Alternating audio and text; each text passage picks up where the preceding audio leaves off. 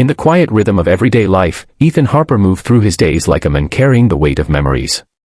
At 42, with his short brown hair showing just a hint of gray at the temples, he was a single father to his 12-year-old daughter, Lily. His wife had passed away 5 years earlier from a sudden illness, leaving him to navigate the world of school pickups, dinner preparations, and bedtime stories alone.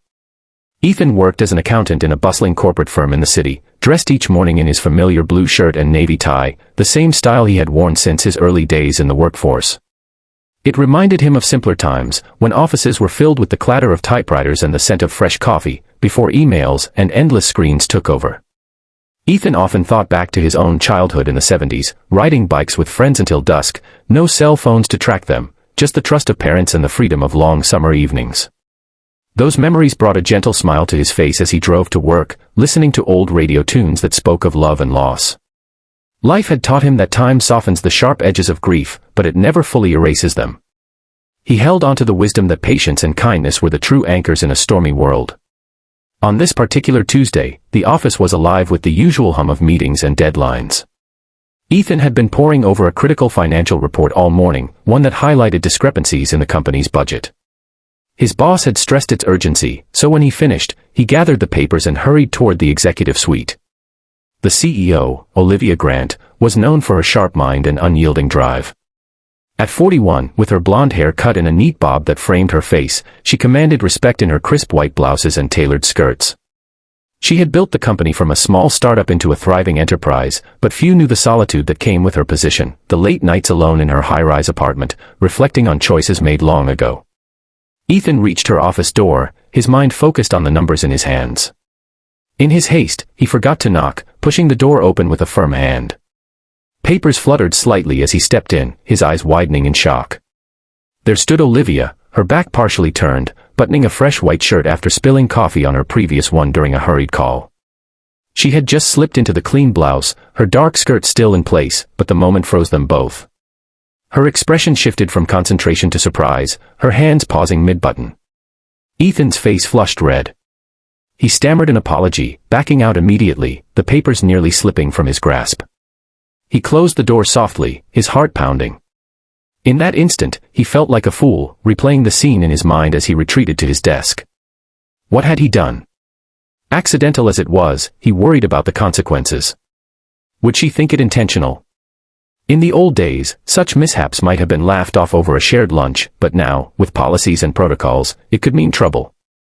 As the afternoon wore on, Ethan couldn't shake the unease. He thought of Lily, waiting at home with her homework and dreams of becoming an artist. Money was tight since his wife's passing, medical bills from her final month still lingered, and he had been skipping his own checkups to save. A desperate thought crept in, one he hated even considering. What if he used the incident to his advantage? A subtle hint, perhaps, to secure a raise or some leniency. It felt like blackmail, a shadow from those gritty detective stories he read in his youth, where characters grappled with moral lines. But life wasn't a novel, it was real, with real repercussions. He pushed the idea away, remembering his father's words from decades ago, integrity is the quiet strength that carries you through the nights when no one is watching. By evening, a message arrived from HR, a meeting with Olivia the next morning. Ethan barely slept, his mind wandering to nostalgic comforts, like the family picnics of his past, where problems seemed solvable with a hug and a homemade pie. He arrived early, dressed in his usual attire, steeling himself for what might come.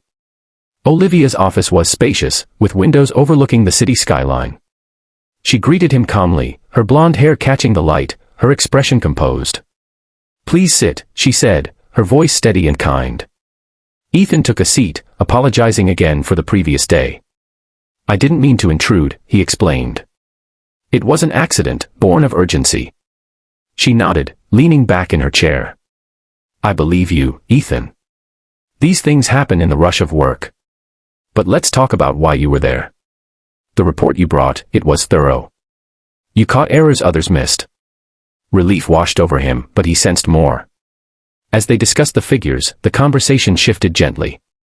Olivia shared how she had spilled the coffee in a moment of frustration, juggling calls and decisions alone. "It's lonely at the top," she admitted softly.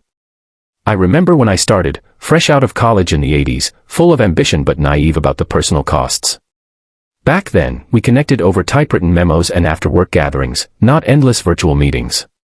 Ethan opened up in return, speaking of his life as a single dad, the joys and struggles.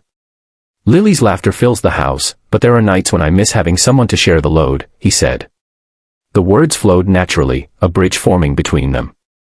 He confessed the fleeting dark thought that had crossed his mind, the temptation to leverage the awkward moment for gain.